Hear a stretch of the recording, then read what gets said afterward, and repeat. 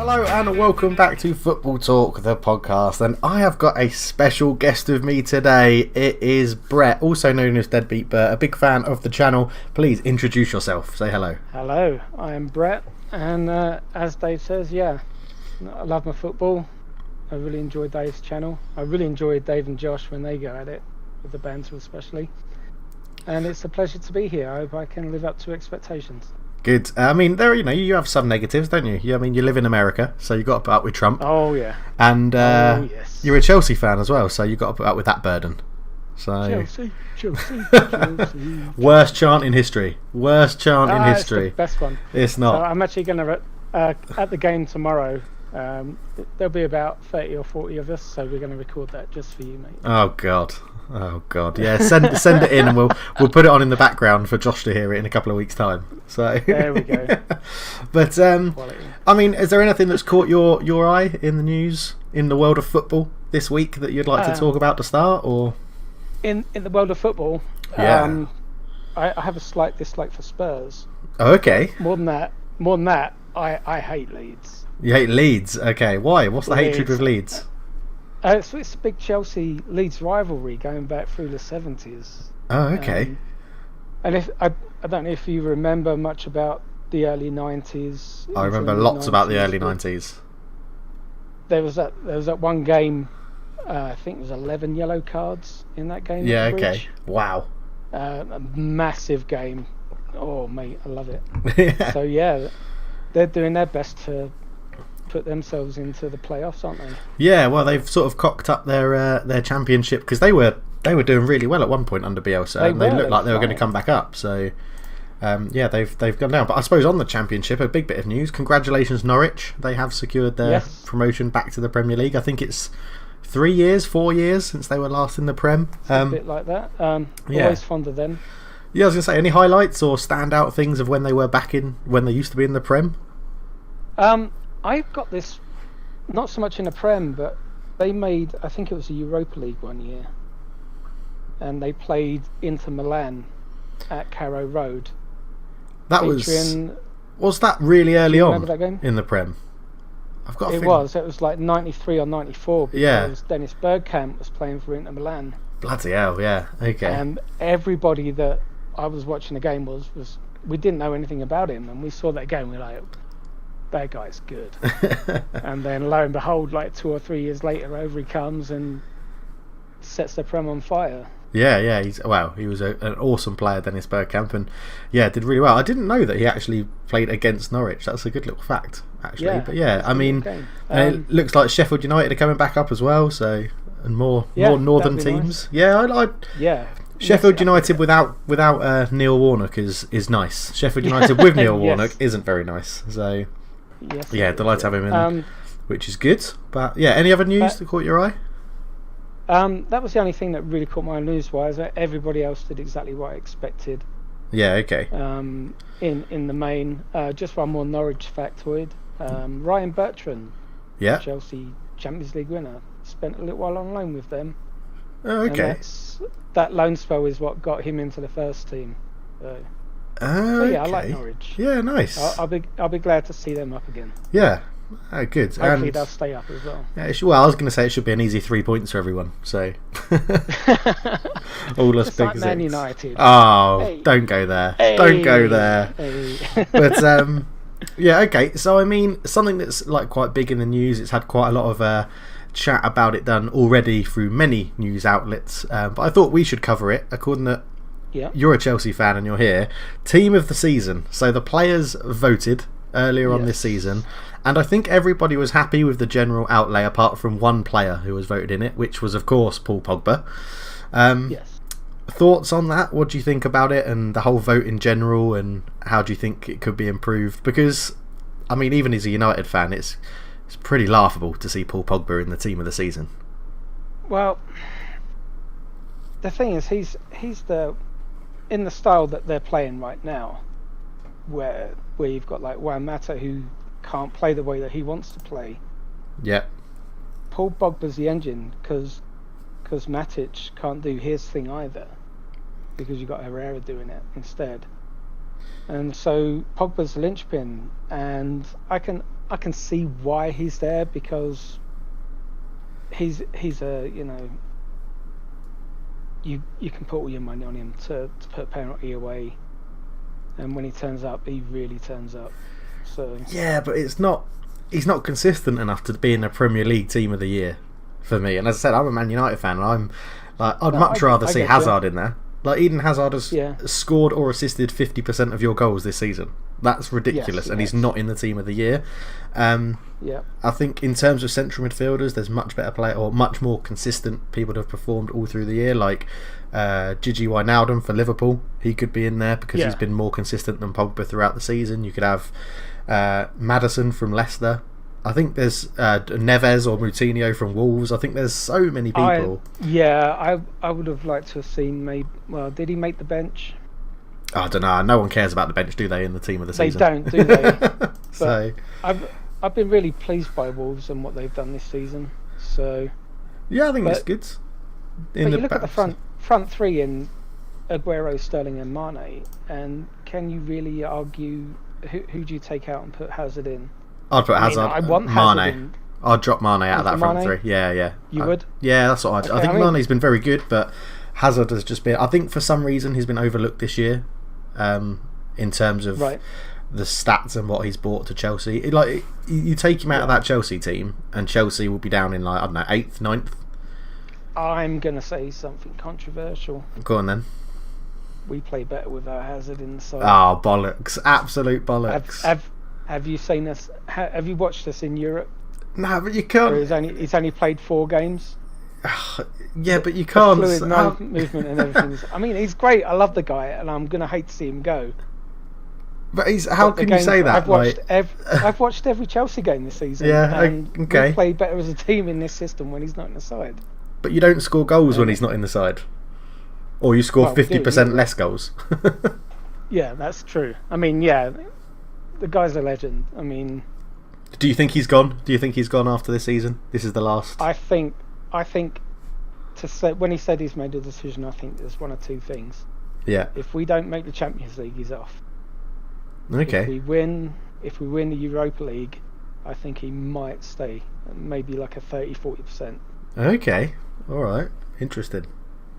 The man deserves Champions League football. Oh yeah, 100%. He deserves consistency, and we don't have a manager in place long enough to give us the consistency a play like that needs. Nah, but would Madrid, if he moved to Real Madrid, if that's what he's looking for, if he's looking for that consistency? Well, it's Zidane, isn't it? I don't think he cares about that so much. I mean, okay. What I think is best for him and what he thinks is best for him is going to be two different things, isn't it? Well, yeah, you'll be looking for you're thinking consistency and getting a good manager and the best out of it. He'll probably be thinking trophies and money. So yes, yeah. but okay, all right then, fair enough. So I mean, well, and he'll be fine wherever he goes.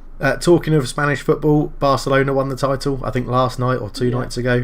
Messi scoring the winning goal. I mean, do you think Madrid have got enough about them next season if they make the right investments to go and have a go, or do you think Barcelona are now back into that dominating? Well, Madrid need the defence as well. Yeah, okay. They buying Hazard isn't going to fix that. So. Okay, so all right then. You're Madrid manager. Let's go football manager mode. You're Madrid manager. Okay. Who's your number one target? What's the Ajax boy? Delict. Delict. Okay. I want Chelsea to buy him so much right now. I think every fan of a big team in Europe wants to buy him. Yeah. I mean, he's looked absolutely incredible, and I think Ajax are a prime example of one of those teams where they have. Like, where they lost to Man United in the Europa League, it's actually made everybody better as a unit and as players, as increased, like, we don't want to have that losing feeling in a final again, and look what it's done to them. And I think it's made them, like you say, like more into leaders and more into a galvanised unit, and it'll be interesting to see. My concern with Ajax is that they've got all these really good young players, but when you split them up, how are they going to react when they're in a new team? So how would De Ligt, let's say, react if he was put in Real Madrid? And would he be able to cope with it, sort of thing? Because he's got a bit of a safety net around him in Ajax. So he has right now, hasn't he? And he's only 19. It's a lot of weight on young shoulders, but yeah, it is a big step. Exactly. So exactly. Oh yeah, that's fair enough. So yeah, I mean, And then I mean, he looks like, I've seen a few interviews that he's done, and he's got that attitude that I think it doesn't matter where he is, he's going to be successful. Okay. And what sort of price tag you looking at, do you reckon? For him, yeah, I'd pay 60 or 70 for him without thinking about it. Okay, so you're looking like Van Dijk sort of territory for cost. Easily. Yeah? Yeah, I mean, because you're not just looking at skill right now. His potential in the next 3 or 4 years, or if you can get him to stay at one club and do like a John Terry or a Gary Pallister kind of thing. Yeah. And be at a club for 5 to 10 years. You know, you can build a team around that. Yeah, very true. He's that good. Yeah, very true. That's a very good point, actually. I never really thought of it that way. So, and then just while we're focusing on European football, have you seen that PSG lost the cup final? I know. First time in 5 years. It's incredible. I mean, it's great. I say it's great. It's not great that they lost. It's good that another team's been able to step up and No, it's great that they lost. Just a dream. It's great that they lost. Yeah. Yeah. I mean, I only say that about like. Leeds and I've got no nothing against PSG as a club, but yeah, I haven't either. It's great. It's great when big teams lose to a smaller team and it's all down to one of their star players getting a red card. I just love it. I love it when, unless it's Man United, I love it when stuff like that happens. It's funny you say that. If it had gone, because the last week or the week before when Chelsea played Slavia Prague, they took it to us and we nearly slipped up, and I would have genuinely supported them to go the whole way. Really? If they had beaten us, I would have been, in Europe I support English clubs, doesn't matter who it is. That's the way I've been raised, that's the way I do it, and that's that. But there's something about the fans for Slavia and the way that they give their effort on the pitch, I like that style of play. Okay. Oh, interesting. That's good. Yeah, you don't, because I'm like you. I like to support English teams in Europe other than Man City. I don't really want Man City to win the Champions League. I'd like them to get to the final and then lose, but because I can't. Coefficient. Yeah, well, yeah. But it's like I like to see. It's interesting to get an idea of a fan who's seen a game and then thought, oh my god, yeah, that work ethic, the way the fans are. And the atmosphere and things like that. Yeah, I could see them going a long way, and if we go out to them, I'll go and support them, like to see them through. And I think that's it's really good to understand that and get that vision. So, okay, that's really cool. So, is there anything else in the news that you want to quickly discuss? In the news itself, I think we've done the big ones. I mean, the championship has come to a head. My one question is, the way things are going, do you think every position from first to sixth is going to be decided on the final day? What, in the Premier League or in the Championship? Yeah, in the Premier League. In the Premier League? Championship's a bit broader. So. No, I think Tottenham have got third nailed on, and I think that's the only one between first and sixth that will not be decided on the final day. I think fourth will go down to the final day. And I think Liverpool, Man City will go to the final day, but Man City will both. I think Liverpool and Man City are both going to win all their games, which means Man City will win the league. I agree. We'll get on to Chelsea, Man United later. Obviously, that's a good chat for us to have. You being a Chelsea fan and me being a Man United fan. Although it does seem like everybody in and around fourth place really doesn't want to get fourth place. It's crazy, isn't it? Everyone's trying their hardest to not get there, so it wouldn't surprise me if Chelsea and Man United both find a way to lose on Sunday somehow. But no, I think it'll all go down to the last day of the season. Other than Spurs, I think Spurs are third. Right. I think they'll win both their games, even though they lost to West Ham, which we'll get onto. But I think, I just can't see anyone having enough to get above Tottenham, to be honest. But okay, I can buy that. And I think at the other end of the table, I think Cardiff are down. I agree. The result they had yesterday was a really terrible result for them. But oh dear, what a pity. I know, what a shame. Cardiff are going to be out of the Premier League. Oh no, everyone's really upset. Sorry, Cardiff fans, but it's just the way. I don't know. I think everyone it's not Cardiff fans. It's not. It's not. I don't think it's Cardiff as a team. I think it's Neil Warnock. I think everyone just doesn't like Neil Warnock. So I agree. And it'll be interesting to hear from Cardiff fans, like, if you go down and Neil Warnock leaves, it'll be interesting to understand their opinion on Neil Warnock when he's not their manager. Yeah. Because I know, Sheffield United fans have always praised Neil Warnock, but then when he left, they always said, no, he wasn't as perfect as we thought, and things like that. So yeah, it'll be interesting to see what happens. But alright then, so we'll leave the news there, and now this is where Josh normally comes into his element with a quiz. So Brett has said that he is more than happy to fill in for Josh and make the quiz and give me a quiz question. So fire away. Okay, so I'm trusting that you're the world's biggest Man United fan here. Oh God, did you hear the podcast about Man United v Barcelona in the lineups and how badly it went wrong? Yep. Bloody hell. Oh yeah. Okay. So, first season of the Premiership. Alright. What was the game that introduced the phrase Fergie time? How long was the added time? And who scored for Man United? Oh, bloody. In the first season of the Premier League? Yeah. Oh, bloody hell. I mean, my instinct is to say it was against Chelsea because you're asking the question. No. Damn. No, okay. No. I wouldn't have surprised me. It's exactly the kind of thing you would have done back then. Was it someone like Aston Villa? It was someone like Aston Villa, but it wasn't Aston Villa. Oh, damn it. And by that I mean it's someone who's not in the Premiership right now. Okay. Oh man. Oh man, this is a really tough quiz. Norwich. No.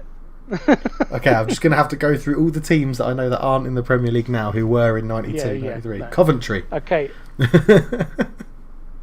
I'll give you a clue. Okay. All right, Chris Woods was in goal. Oh, Sheffield Wednesday. Sheffield Wednesday and Steve Bruce. Steve Bruce, well done. And it was from a corner, and it was in the 95th minute, and I think 3 minutes of added time were playing. Is that right? Yeah, they were supposed to have 3 minutes, and I think it went 90. Is it 95 or 96? Yeah, it might have been 96. Yeah, because 96, in the 90th minute, Steve Bruce scored the equaliser.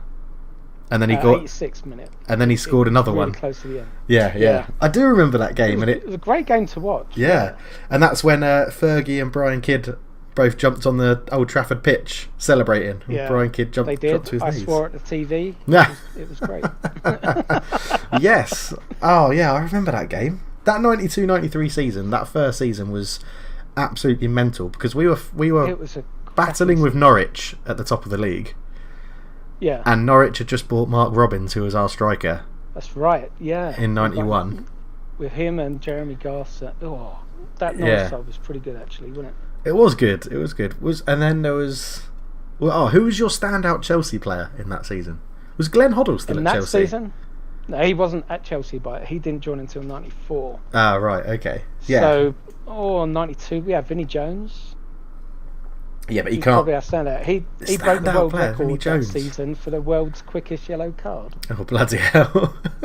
I think it's down in the record books at 5 seconds. Wow. I mean, that's if there's anything that sums up Vinnie Jones, it's that. It does, doesn't it? Yeah. Bloody hell. We had Dave Besson. We had an okay team back then in the 90s, top 10.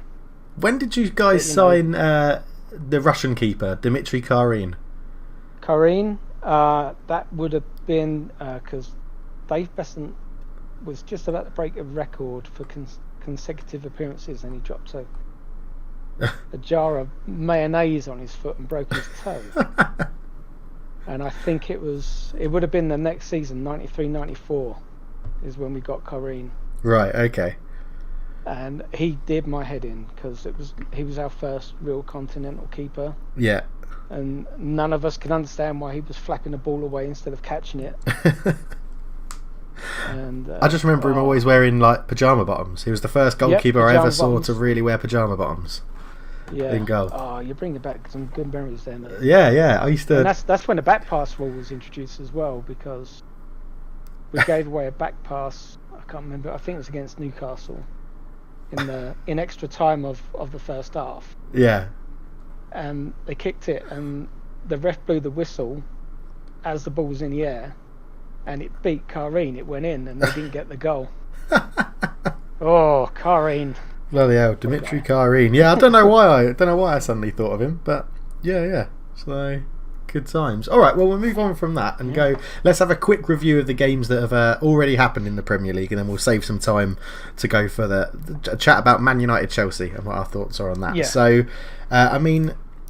starting yesterday, then we'll start with the early kickoff, which was obviously the first loss for Tottenham at their new stadium. Their first goal conceded in their first loss against West Ham, and Michail Antonio popping up with a goal and another wonderful celebration. So I couldn't tell what was happening there, because never in 100 years would I put money on West Ham keeping a clean sheet away from home. Yeah, I mean, or Spurs not scoring at home either. Yeah, that was the big thing for me, is Spurs not scoring. They looked tired. I mean, I think Pochettino came out afterwards and said they were fatigued and things like that, which doesn't bode well, according that they've got a Champions League semi-final coming up this week. It doesn't at all. No. I mean, I can understand maybe because Dele Alli came back. Yeah. And so, I mean, he didn't finish the game, but I haven't seen the game, so I can't really comment too much apart from how surprised I am. Yeah, I mean, to be honest, because that was the early game, I get to watch them out here in Singapore. So, which is something I forgot to mention in the intro, that this is now actually a Trans-Pacific podcast as well as a Pan-Anglo-Asian podcast. It's now a Trans-Pacific podcast. So, so I get to watch the intercontinental podcast. Yeah, exactly. We're going places. Football talk.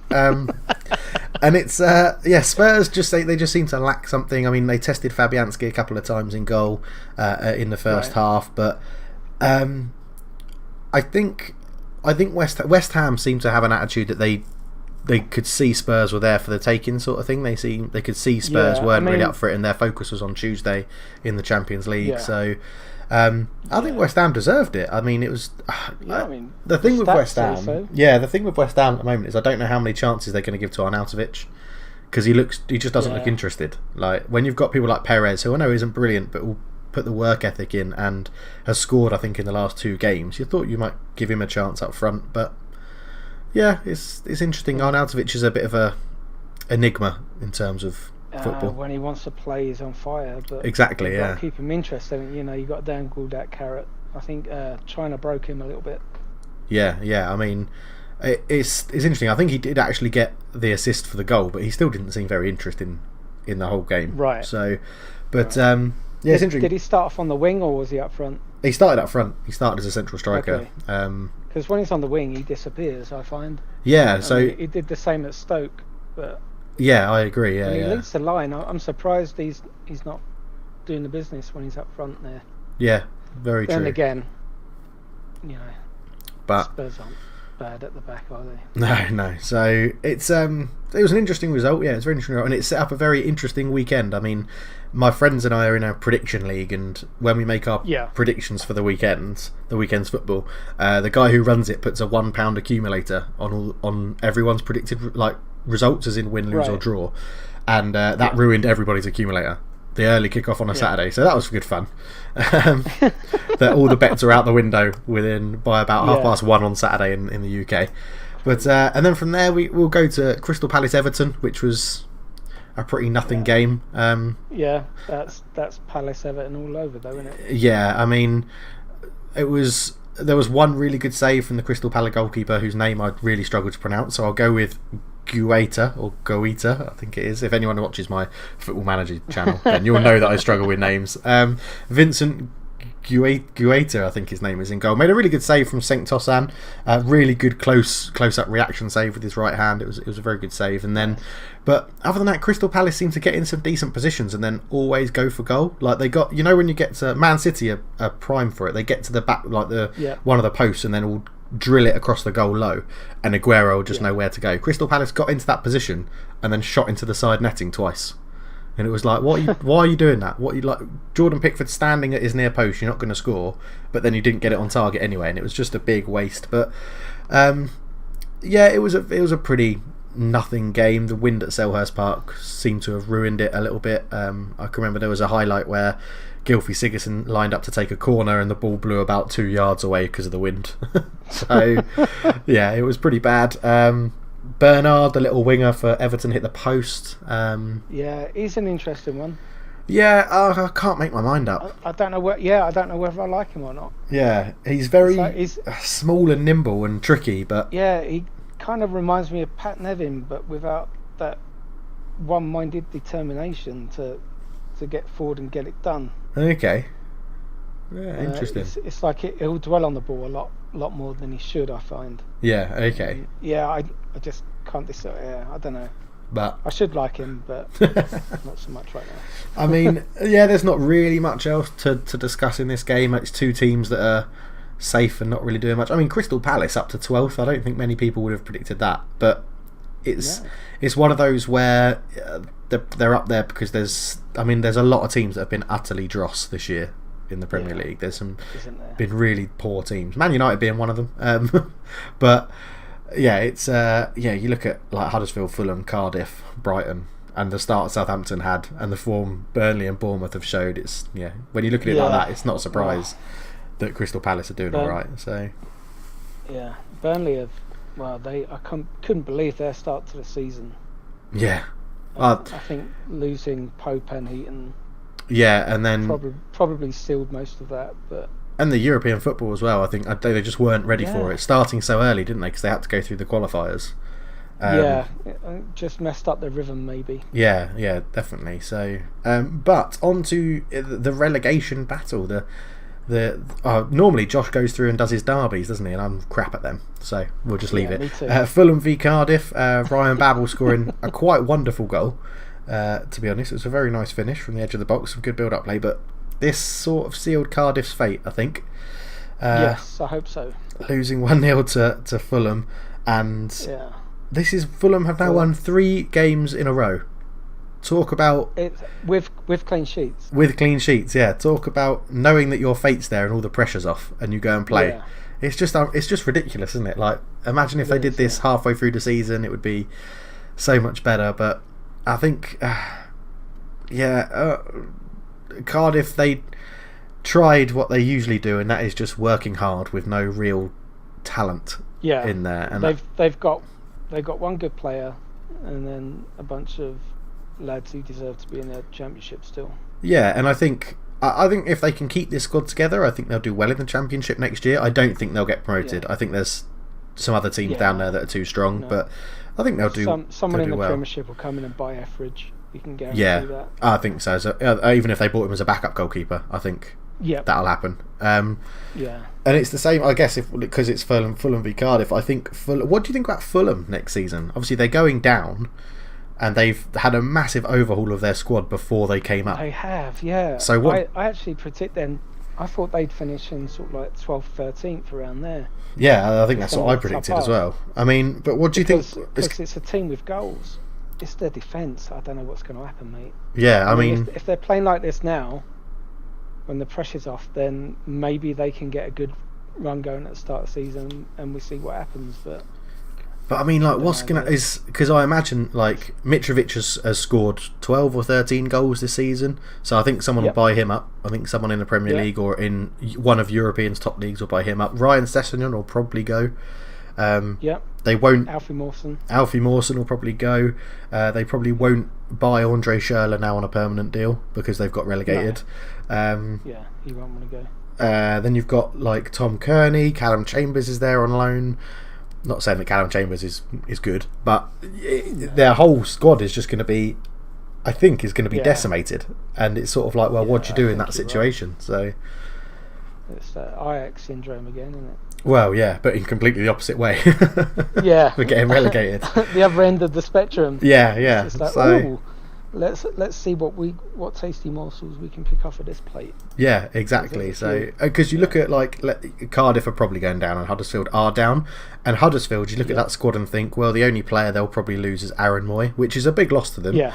But they're going to keep their score. That you'd think they keep their core squad together. Cardiff, we've just discussed. They'll probably lose Neil Etheridge, but generally their core squad will probably stay together.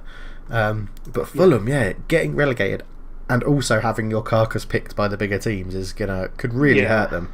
And we were talking about my friends in the UK. They've just finished watching the Sunderland documentary, Sunderland Till I Die, which is I don't know if you've seen it in the US. It's on Netflix. I have not. Really worth a watch if it's on there. I'll have to see if it's on our one. Yeah, it's really worth a watch because it tracks Sunderland through the season when they went to the Championship and then got like back-to-back relegations into League One.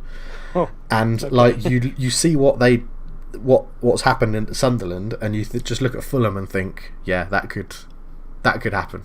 Like the loss of money from the Premier League, the amount of players they've got on big contracts. Because that's the other thing. If they don't sell those players, then they've got massive contracts to pay in terms of wages, and that's going to hurt them just in the same way. So, yeah, it's interesting. Definitely recommend watching that if you've got Netflix. Have a look for it. It's called Sunderland Till I Die. It's very, very good to watch. So, I'm making a note right now. Yeah, very, very good to watch. And then we'll go to the manic game of the weekend. So, Southampton, Bournemouth in the South Coast derby. Yeah, I mean, I got a soft spot for Bournemouth. Not because of any manager. Is he good? Isn't it good? It's just when I was in the army, we used to go to Bournemouth on the weekend. Okay. So you've actually got a soft spot for the region. I have, yeah. Yeah. Okay, that makes more sense. Yeah. Okay. So, okay. So I think this was a battle of what Josh and I probably would have called like differing managers, because Josh and I have praised Ralph Hasenhüttl for Southampton, and we've both sort of come forward with Eddie Howe's deficiencies as a manager of what we think, and this game pretty much showed all of it, and then some other stuff as well. I think it showed Southampton's deficiencies in defence. I think it showed Bournemouth's deficiencies in taking chances and defending as well, and Eddie Howe sort of throwing caution to the wind and being too attacking, and Hasenhüttl showing his tactical prowess but also then messing it up. It was a game that had everything. It was brilliant. I mean, I don't know if you managed to see the highlights of this one, but it was, if you haven't, go and check it out. I haven't seen Match of the Day yet. Yeah, it was brilliant. Well, I mean, your day's only just ending there, isn't it? And you've got a family to deal with. I can wake up and not have a family and watch Match of the Day. So yeah, and that was around about when I would start watching it. Yeah. I mean, it was a great game. Again, it guarantees Southampton stay up, which is good for them. I've got a soft spot for Southampton ever since they sacked any club that sacked Mark Hughes. I immediately get a soft spot for them because I hate him as a manager. He's a terrible manager, Mark Hughes. Come on, he's a lovely guy. He's not. He's a terrible man. Well, he might be a lovely guy. But he's a Chelsea legend. He's got a great accent. He's a Man United legend as well. Yeah. He's a Man United legend as a player. He is. But more hoof it up and head the ball than Tony Pulis. He's dreadful as a manager. So go on. So I love Mark Hughes as a person, but how did he last so long in a Premiership? As a player or as a manager? As a manager. I have no idea. Player, he was golden. Yeah, as a player he was brilliant. As a manager, I have no idea how he's been passed around Premier League clubs. He's just been woeful as a manager, in my opinion. I think I don't know. I honestly don't know. Stoke, he was pretty dreadful. Southampton, he was absolutely shocking and managed to convince everyone he was doing quite a good job. Like he obviously thought he was doing a good job, and then he gets replaced by someone like Hasenhüttl, and it goes well. Although he got replaced by Pellegrini, and then Hasenhüttl came in. But yeah, I don't know. It's incredible. So the Saints, I'm just reading it here. Southampton were 18th with 9 points after 15 games when Hasenhüttl took over from Mark Hughes, and they've taken 29 points from 21 games, which is it's such a turnaround. It's an incredible turnaround. Really, but the game itself, though, I mean, Ward-Prowse had a nice, good left-footed. Shane Long has decided he's actually a striker again and knows how to score a goal, scoring 2 in 2. Callum Wilson. Is he a striker? No, he's not. Shane Long shouldn't. He's another one. Shouldn't be anywhere near the Premier League. He should be nowhere near the Premier League. Shane Long. He shouldn't be up the front of a pitch. He should be in that sort of hanging behind the striker. Yeah, I could agree with that. I've seen him play so often. Don't put that guy up front. No, it's a mistake all day long. Yeah, okay. So, Danny Ings on the other hand. Yeah, he must be injured, I assume, because he's not been playing. very much Danny Ings. He played the last 2 games. He played today. Oh, did he? Oh, okay. Last week he had a blind. He didn't get on the score sheet, but he had a blinder of a game. If you get a chance to watch it, I can't remember who they played now. Okay, I'll have to have a look at it. I just watched last week's match of the day. Yeah. And there isn't much they praise Redmond because Redmond's been let off the leash now. Yeah. But I'm trying to think. It might have been Ian Wright.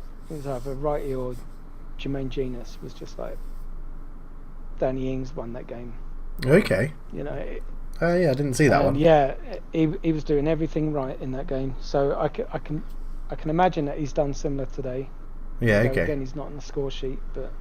Okay, yeah, fair enough then. So, I mean, but it was good to see James Ward-Prowse and Matt Targett both getting on the score sheet. Matt Targett scored. I really like Ward-Prowse, yeah, and it was a left-footed finish as well, lovely into the bottom corner after some good play. And then Matt Targett scored his first goal in the Premier League, which was also the 1,000th Premier League goal of this season. So, there's some stats for you. A very nice header, actually, but the Bournemouth's problems, Josh and I have covered it loads of times, but it's the goalkeepers. Like, they've changed between Begovic and Boric, and both of them are terrible in the Premier League as Premier League goalkeepers go. But I mean, a bit of a blast from the past. Dan Gosling scored for Bournemouth. Remember him? Yeah. Bloody hell! Yeah. I remember him when he was at Newcastle and thought he was terrible. Yeah. So not much has changed, has it? No, exactly. And then a man who's been linked to Chelsea scored 2 goals. Callum Wilson. Thoughts on Callum Wilson? Well, we nearly bought him in the summer, apparently. Yeah. And we got Higuain instead. Yeah. Well, I say that. There was also talk of us getting Peter Crouch. So bloody hell. I don't know what the Chelsea board were thinking, but Callum Wilson, I think, he's a modern day. He's like the anti-Troy Deeney. Yeah. He's strong. He's powerful. But he's a nice guy. Yeah, okay. Yeah, I get that. So, would you take him? He does a lot right. Callum Wilson? Yeah. He'd be on my list. He wouldn't be top of it, but he'd be there. Okay. Alright then. Yeah, fair enough. I mean, scored 2 goals again. He's just broken into the England squad as well, making the last squad before the Nations League stuff was announced. I think he got injured. That's his problem, is that he's a bit injury prone, I think. So yes, he is. But he's done both cruciates. Yeah. So but he did very well. He showed good predatory instincts for his first, where it was a shot from David Brooks, who has also impressed me quite a lot this season. He's my young player of the year. Oh, really? Okay. Yeah, I've been really impressed by Brooks. Every game I've seen him play, he gets in the box late when he has to. Yeah. But he joins the attack like an attacking midfielder does properly as well. He's got the knowledge at such a young age to be able to do both and mix his game up and do it at the right time. Yeah, I'm very impressed with him. I can't disagree with you. I'm very impressed as well, and I think he's done very well to step up from Sheffield United, and I don't think Bournemouth will be his last club in the Premier League. I think he'll move on to bigger and better things in the Premier League, which would be good to see. Yes, I think maybe this summer as well. Oh, you think it'll be that quick? You think someone might come in and snap him up? I think someone like an Arsenal. Okay. So someone who is used to having some attacking flair. Yeah. And he's not afraid of putting some money on some youth. Yeah. Okay. Yeah, I could see it happening. Yeah. All right. Yeah, fair enough then. So you mentioned Troy Deeney, so we'll go to his club next. Watford v Wolves is a repeat of the FA Cup semi-final, and this time Wolves got the better of Watford, winning 2-1. The right result this time. Yeah. All thanks to now again. If you haven't seen Match of the Day yet, just have a little giggle when you watch Ben Foster for the second goal. I don't know what he's thinking. It reminded me of Ben Foster at Man United. A ball comes over from the wing, just a high ball, and he's never going to get there, but he comes out as if he's going to claim the cross and then starts running towards his post thinking, yeah, I'm never going to get this. Like, I've completely effed up here. And then Jota's on hand just to half volley it into the net and pretty much an open goal. It was incredible stuff from Ben Foster. I quite like Ben Foster at a club like Watford. I think that's his level, but it was quite ridiculous what he did in that sense. But yeah, Andre Gray pounced on Delafeu, had a good run. Rio Patricio came out, made a good one-on-one save with Delafeu, but it fell to Andre Gray, put the rebound in. A pretty typical striker sort of finish. Yeah. And then Jimenez had put Wolves 1-0 up before. I liked Jimenez. I don't know if he's worth the 30 million that Wolves have paid, or rumoured to have paid, but I think he's good. Going by today's money, yeah, probably. I mean, he's in double figures, isn't he now? Yeah, he's in double figures. Yeah, he's in double figures. So, it's 13 goals, 17 assists. I mean, yeah, that is pretty good. Being involved in 20 goals, that's pretty good. Yeah. I mean, and today's money. That's my problem, Brett. Is that I'm still stuck in 30 million should go and buy you like a Zidane. Yep. And I don't know. My thing is that Jimenez looks like, yes, he obviously has been very crucial to Wolves this year, as you just pointed out with the stats. But my opinion is, Wolves are a club that can probably still go and throw money at a situation, and I think he's not going to be their starting striker for very long. If Wolves can continue as they've done this season, and next year are pushing in for Europe again, Raul Jimenez won't be leading their line as a striker. With the connections they've got at the club, I think he'll become their backup striker. So it's a lot of money to spend on a backup striker, is my opinion. But what do I know? He might be there. Well, Chelsea spent 70 million on Alvaro Morata. That's very true. Now he's back in Spain. Yes, that's very true. But again, it was good to see Watford lose. And yes, I agree. I think I like having Watford in the league so that Chelsea can beat them. Okay. I mean, I'd like to have Fulham in the league because I like Fulham in the league to play against Chelsea because that's our derby. Yeah, the Putney derby. Yeah. So yeah. But Watford, take them, leave them. I like Delafeu quite a lot, but I like Delafeu. I like the manager. I think everyone hates Troy Deeney. Josh covers this a lot, obviously, in the podcast. But yeah, he definitely hates Troy Deeney. So, and then on to the final game. Brighton Newcastle was the late kickoff, a 1-1. So Brighton grabbing a draw. Yeah. Brighton just scraping by to make them safe. Obviously, they're not definitely safe, but now Cardiff have to win both their last games. I mean, the last game of the season for Cardiff is Man United, so that who knows what's going to happen in that game. Yeah. And then I think they've got Burnley as their second to last game. No, they've just played Burnley, didn't they? They lost. Who have Cardiff got? Let's have a look at their fixtures. Crystal Palace. They've got Crystal Palace in Cardiff. So they've got Crystal Palace visiting where is them. It's in Cardiff. Yeah, Cardiff versus Crystal Palace with Cardiff at home, and then Man United v Cardiff in Manchester. So they'll lose both of those. Yeah, so I think they're down. But yeah, Brighton 1-1. Pascal Gross getting on the score sheet. Perez keeping his good form up again, getting another goal for Newcastle. He's on a run, isn't he? Yeah, he's doing all right. I don't know if he's trying to put himself in the shop window, but I don't know, because I love Rondon. Good guy Rondon. Big fan. We're a big fan of Rondon. 90 centre forward written all over him, isn't he? Oh, definitely, yeah. And he reminds me a lot of Alan Shearer without that hint of menace. Yeah, he's like you say, nice guy. Yeah, he is a bit of a poor. He's a poor man's Alan Shearer, and I don't mean that to be an insult. Well, in terms of Alan Shearer was incredible. He's just not as ruthless as Alan Shearer in front of goal, but in his hold up play, his heading ability, the way he attacks the ball, and the work ethic he puts in. Yeah, I really like Rondon, and I think Perez they've got that link up now, Perez and Rondon. Yes, and it seems to be working quite well. They've got a very good understanding. Yeah, and the problem with Brighton, I think, is strikers. Talking about strikers, I think that's Brighton's problem. Like Glenn Murray missed an absolute sitter. He must have been about 4 or 5 yards out and just heads it straight over the bar.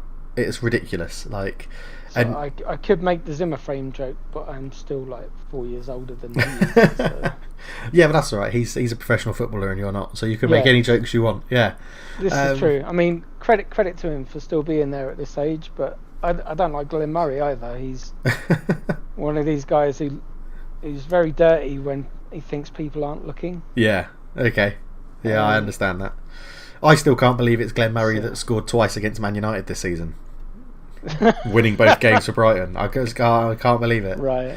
I've never been a fan of Glenn Murray. Oh yeah. He's tormented us. So it's ridiculous. He's scored against Chelsea a couple of times as well. Yeah, absolutely ridiculous. But yeah, that's the games wrapped up. I mean, we didn't go into too much detail, but that doesn't really matter. But I mean, looking at the table, yeah, like you say, we've got competition for places at the first and second, and then third, fourth, fifth, sixth. Anyone can still nick those positions, and then down the bottom. We all thought it was probably, I think earlier on in the season, everyone thought, because Cardiff went for a little run and we were like, it's going to come down to the final day of the season for the bottom, but no, I think Cardiff are done now. They need to win both games. They've got two tough games coming up. And then the middle of the table... They need help from other teams. Yeah, they do. Yeah, they really do. I mean, because Brighton's last two games, they've got Arsenal at the Emirates and then Man City at the Amex, so they've got a tough run in, but I think Cardiff had to win this game against Brighton to stand any chance of staying up, and they went and screwed. Cardiff had to go and beat Fulham, and they screwed it up. So, I mean, obviously they played like, I don't know what their results were against each other last year, but they knew each other. Yeah, and they must have known that Fulham weren't going to make it easy.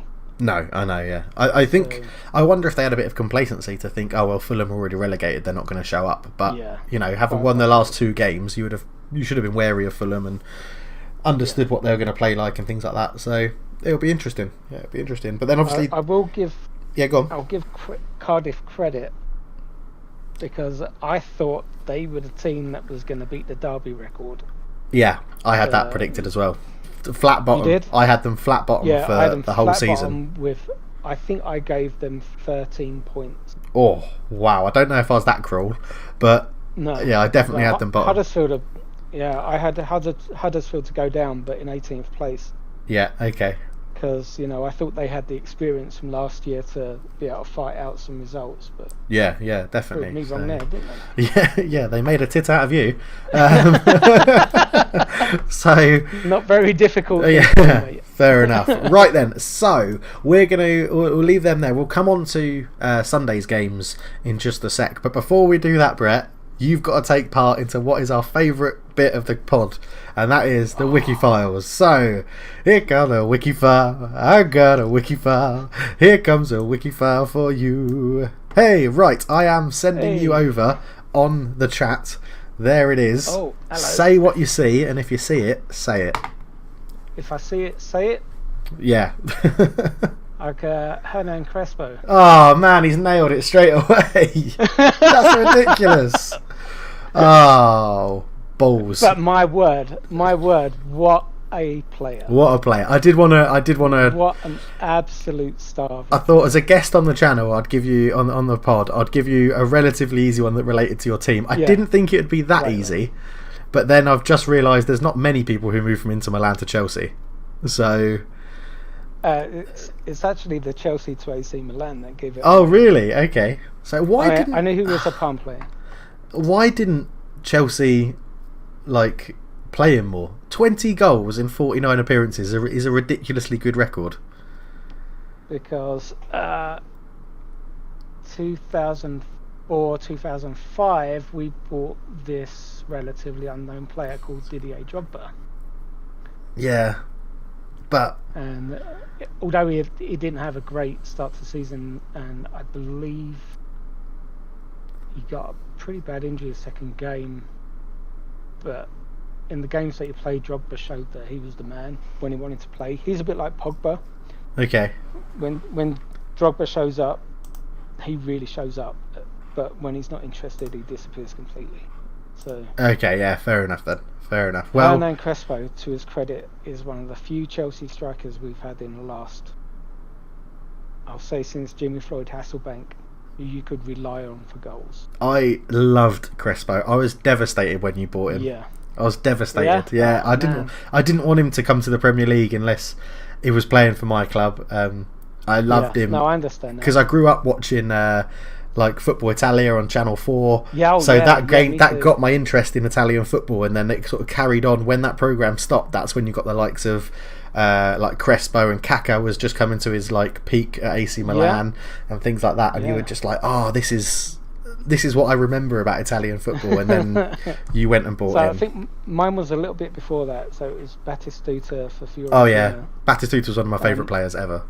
Loved him. And the AC Milan back four in the mid-90s with Maldini, Baresi, Costa Curta and Benarivo. Oh my word. This has been a very nostalgic podcast. It's been awesome. Yeah, it is, yeah. I love it. But yeah, Hernan Crespo scored on his debut, rare for a Chelsea striker. Yeah.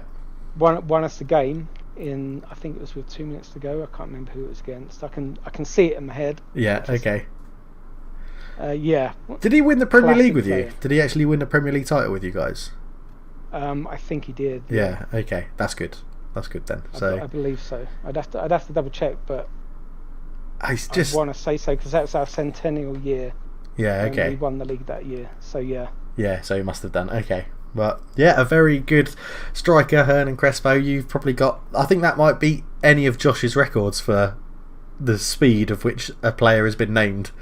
That was absolutely ridiculous. But there we go. Maybe I should make it, next time you're on, Brett, I'll make it harder. I'll give you a tough one. I'll give you a non-Chelsea player and make it harder. Yeah, give me like a Sunderland reject. Yeah, so yeah.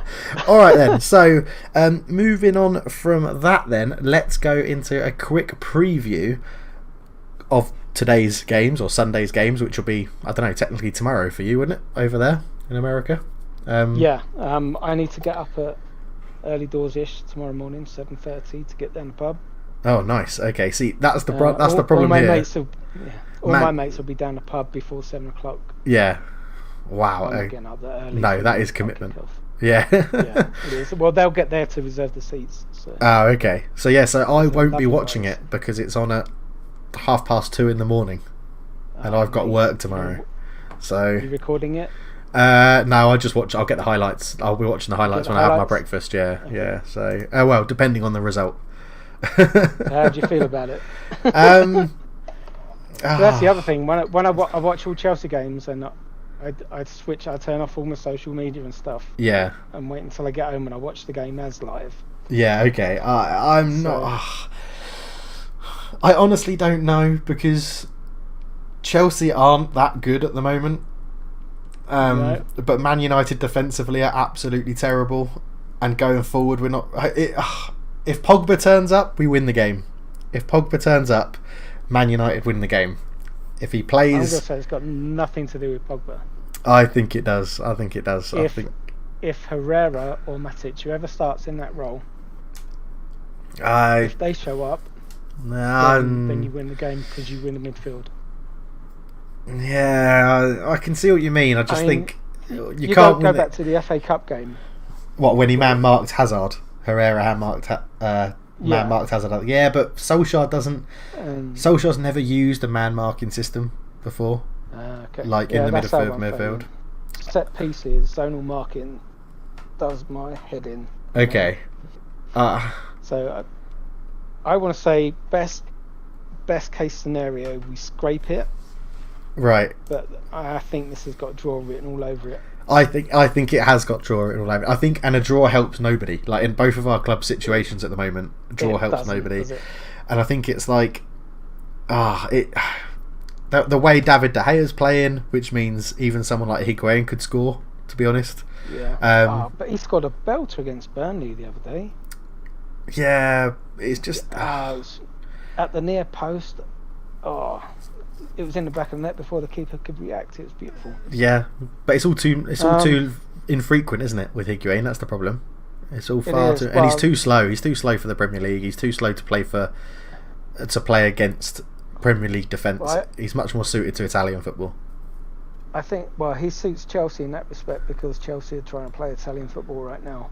True. Yeah. Very true. Our problem is that Willian, Pedro, and Hazard don't care about what the tactics are. They're just going to meander up to the edge of the box and then try and pass it into the back of the net, and we're not good enough to do that right now. Yeah, very true. I mean, what do you think about N'Golo Kante could miss the game? Do you reckon? Obviously it's a big loss, but because he got injured, didn't he, against Burnley, and they're not sure if he's going to be fit or not.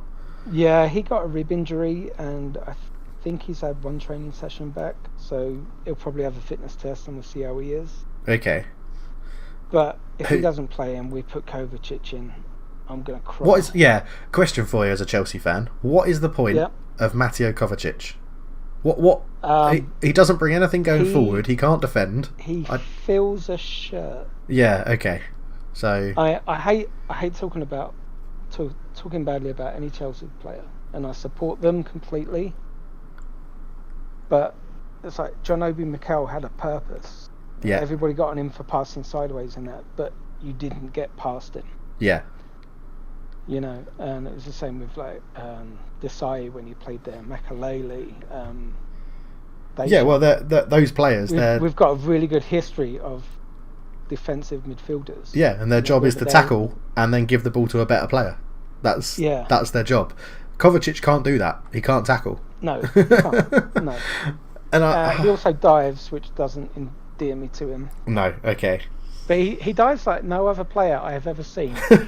he goes down so quickly, you can't decide whether he's dived or not. Okay. And he's fooled me 3 times, and then I've watched the replay and I was like, oh, he never even touched you. Yeah, okay. And he gets the free. That infuriates me. I can't stand it. So I can't wait for his loan spell to be up, and we'll wave goodbye. I mean, it was a very... Oh, sorry. Yeah. You know, we've got a transfer ban, so we can't buy you. Sorry, mate. Because he moved on loan to you as part of the Courtois deal, wasn't it? Yeah. Which is always... I'm always a bit sceptical about players moving on loan as part of another permanent transfer. It's always a bit dodgy. But yeah, I just don't get him. I had high hopes for him when he joined, and I was just... Right. Yeah, I just don't get it. I was just like, okay, he's got 3 Champions League medals. Yeah. And you realise he didn't actually play in any. Didn't do very much, but yeah, he won them. Yeah. I mean, he's young, he's quick, he can pass the ball. He's not incisive. And he's not a... Yeah. From looking outside, looking into Chelsea, he doesn't look like a Maurizio Sarri player. Because he can pass the ball, but he's like he likes to do, from what I saw Kovacic at Madrid, he likes to do cutting through balls that quite a distance, like into a sort of pacey striker that's hitting the channel, which he's not allowed to do for Maurizio Sarri. Yeah. So it doesn't really make sense, and I think that's why we haven't seen the best of him, and he'll go somewhere else in the summer. I don't think Chelsea will buy him. I don't think a Premier League club will buy him. Maybe a slightly lesser team in Spain might buy him, where he's been playing for a number of seasons before. Yeah, but I could see an well, no, he wouldn't go to Atletico. No, I think someone like maybe Seville or Valencia. Yeah, someone like that who's not in Madrid or Barcelona, but is still a relatively big Europa League club sort of thing. Yeah, I could see that. And what do you think about Callum Hudson-Odoi just hitting form and then got this Achilles injury against Burnley? Is he going to be a big miss, or do you think he was? I watched the game and I see him go down and then try and get back up again. Oh yeah, it's horrible. And I see it and I just like, he's done his ankle, because you can just see it. And yeah. I felt so bad for the guy. I really did. Well, it's such a big thing to have, because he was just starting for Chelsea, and it's ruled him out of now playing any more football this season. He was on the verge of potentially a massive move to Bayern Munich, Liverpool, whoever it was. There was going to be interest in him in the summer. That's probably going to be ruled out, and it's going to rule him out of the Nations League for England as well. Yep. It's like, what a shit time for it to happen. It could be from a Chelsea perspective. From the black and white Chelsea perspective, it's not too bad. It's at the end of the season. He's got all summer. Yeah, and it stops the interest in him. They're not going to push him. More than anything else, they're not going to push him to recover. Yeah, he's got a long time. Right first time. Yeah, exactly. So yeah, it's a 6 months injury, regardless. Yeah. And fortunately for us, 3 of those are when he won't be playing anyway. But yeah, you got to feel sorry for the kid. Yeah. Just for any footballer to be off to a flying start like that, and I disagree with a lot of Chelsea fans who are like, oh, we should have been playing him since Christmas and that, and I'm like, he's good, he's confident, it's always really hard. Does it in training, yeah, That's the thing. It's always really hard because the managers are seeing them every day. The managers are the people, and the coaching staff are the people that are seeing them every day. And if they're training on a certain thing and Maurizio Sarri doesn't think he's fitting into what he's trying to train, then you can't pick him on a match day. Exactly. And you've also got two world-class players ahead of him in Pedro and Willian, who have been there and done it 3 or 4 times. Yeah, exactly. And they're like, you know, if they're putting the effort in, they're doing the training and everything's going well for them, how do you not pick them? Yeah, you know? Very true. Very true. I mean, so what's your predicted Chelsea starting 11? Just the 11 for the game. Okay. So Kepa, Emerson, Azpilicueta, Lewis. I don't know whether Rudiger's fit. Okay. So I'll say Christensen. Right. Jorginho, Kante, and Barkley. Yeah. Hurts because I love Ruben Loftus-Cheek.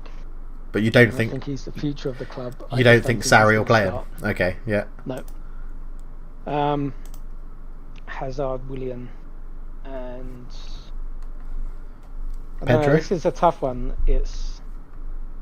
I don't think he's gonna try and play Hazard up front again. So, but I got an inkling that Higuain was so angry when he got subbed against Burnley. I don't know whether that's a good thing or a detriment to him in Sarri's eyes. So I'm gonna say Giroud starts, which I prefer. That scares me more, having Giroud starting against me than Higuain. His link-up play with Hazard and his ability to, play back to goal. Yeah. And be the guy you feed off against a team like United, where, no disrespect to Phil Jones and Chris Smalling, but it's Phil Jones and Chris Smalling. I think Giroud would gain confidence in bullying Chris Smalling, like, for example, I think. And then that brings Hazard into the game more, and I think that's more dangerous for you. Yeah, and of course, Ashley Young is dreadful. Going to be run ragged. Yeah, he really is. And I feel sorry for you slightly. Not much. Just a little bit. A little tinge of sorry. Just a little bit. There's a tinge of sorry, not sorry. Yeah. So who do you think is going to line up for United? De Gea in goal. He'll stick with De Gea. He's been our best player for 7 years. You can't drop him just because of a couple of errors. Guy's gold. Yeah. Unfortunately, I do think he's going to start Young at right back. I would prefer to just play Diego Dalot and just have him there and just play him for the rest of the season and say this is going to be your place unless we sign someone else because we don't think you're good enough, sort of thing. But he'll play Ashley Young at right back. I think he was actually going to start Lindelof and Smalling. I think he'll prefer Lindelof in this game. I think he'll want us to. Chelsea don't really press too much from the front. And Lindelof is better on the ball than Phil Jones, so I think he'll use Lindelof's passing ability. I really like Lindelof, so I hope that's what happens. But then, Chris Smalling will be next to him, and I think that could be the downfall. And then Luke Shaw, left back, which is pretty standard now. I think he's impressed quite a lot. In the middle... Yeah, so he's picked up a lot, hasn't he? Yeah, he has. I think in the middle, I think McTominay's injured still, so... of the knock he picked up last week, so I think it'll be Pogba, Fred and Herrera across the middle, because Herrera's going to be back from injury, and I don't think Solskjaer likes Matic. I think he sees him as too slow. I agree with you. So I think it'll be sort of like Herrera holding, and then Fred and Pogba sort of a bit more of a Fred to do Pogba's defensive work, and then Pogba to go and attack. Pretty much, that's what I think. And then I think he'll start. It's a similar sort of situation. Will he start Lukaku up front, or will he start Rashford up front? And then I think he'll put Lukaku up front, and he'll have Rashford and Martial either side. I think. And I don't think Lingard will start. I think that decision might be influenced whether there's any information beforehand about Rudiger. Yeah. If Rudiger starts, I think Lukaku plays. If Christian starts, I think Rashford plays. Okay. Interesting. Lukaku's been a really odd one this year because he scored a good number of goals. I think he's got 15 or 14 or 15 goals. I really like Lukaku, but he's just the Mourinho stint at the beginning of the season just killed his confidence. He bulked up too much. His first touch became crap. He needs to work on losing the the muscle, like a bit of the muscle over the summer, which I'm not too sure how. You never really hear of people wanting to lose muscle. I don't really know how you do it without just putting on weight. But and again, Martial been very in and out of it. Friend. Yeah. The army will find a way for you to be the weight that they want you to be. Okay, so trust me, there is a way to do it. So oh yeah. And I think Martial's been a bit inconsistent. I don't know. If it was me, I might start Lingard ahead of Martial, but I read a very disturbing stat the other day that I sent to some of my friends that Adam Johnson, who has been in prison for the last 3 years, has got more Premier League assists in the last 6 years than Jesse Lingard has. So, which is quite embarrassing if you're Jesse Lingard. So, is assist really his job? Yes, he's a midfielder. And how many? But I see Lingard play and I think he's a forward.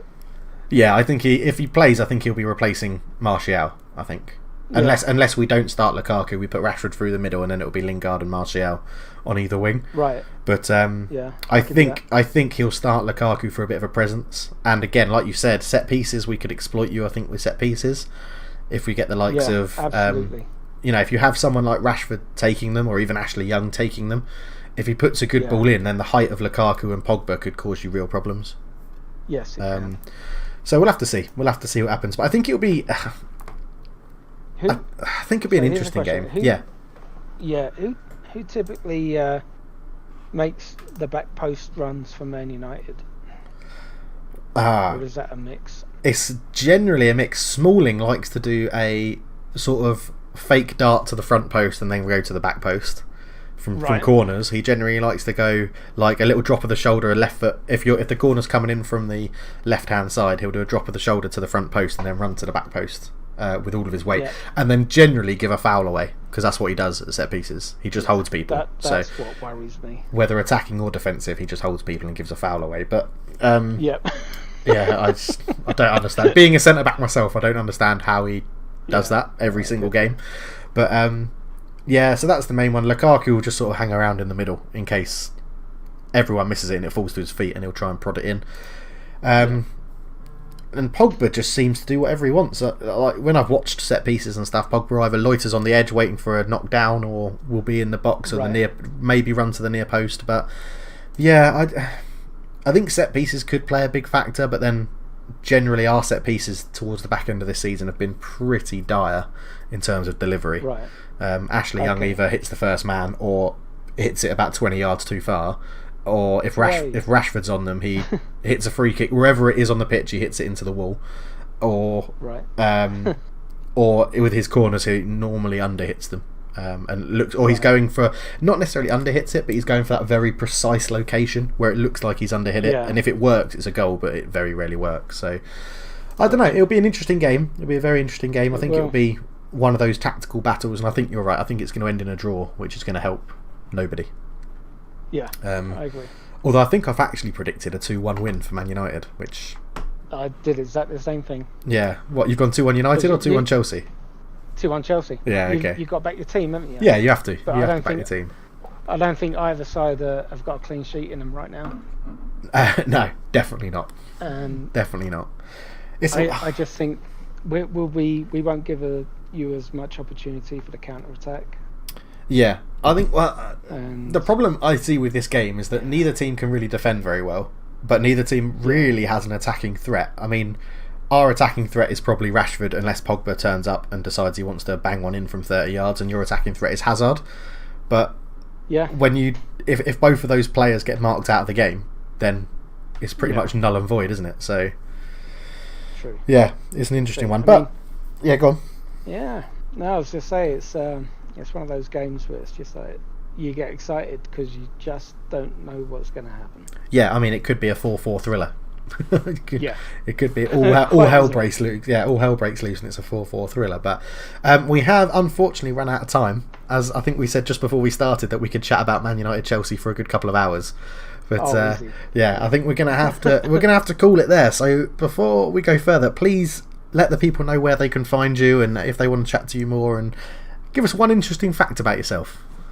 Okay, well, I'm all about the self-deprecating humour, so Deadbeat Bert on Twitter, and when I stream on Twitch, which is not very often right now.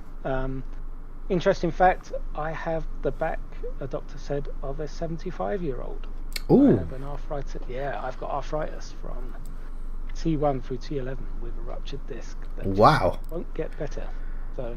Yeah, that is painful. That sounds very painful. So, well. What you gonna do, mate? Yeah, exactly. Complain about it, or would you get on? Nah, you get on with it. Yeah. Yeah.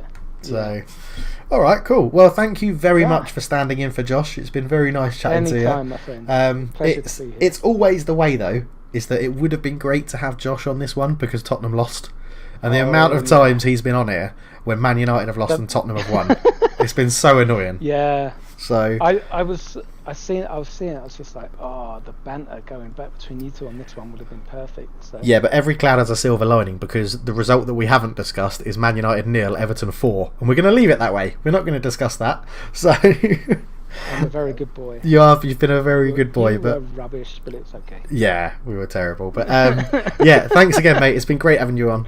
It's been really good to chat to you about Man United, Chelsea, and all the stuff in the footy news and things like that. If you want to find us, you can find Football Talk on YouTube. Just search for Football Talk. We're one of the first one that comes up. If you want to find us on Spotify, you can search for Football Talk and scroll down a little bit, or search for Michael Ballsack, and we are the first entry that comes up, which is absolutely unbelievable. But thank you so much for listening. You can find us on Twitter at Football Talk, but remember, there's no A in football, and we'll be back next week with another special guest host because Josh has decided a 2-week holiday in Florida is a wonderful thing to do. So, but thank you very much for listening, everyone. From us, we're out. Cheers.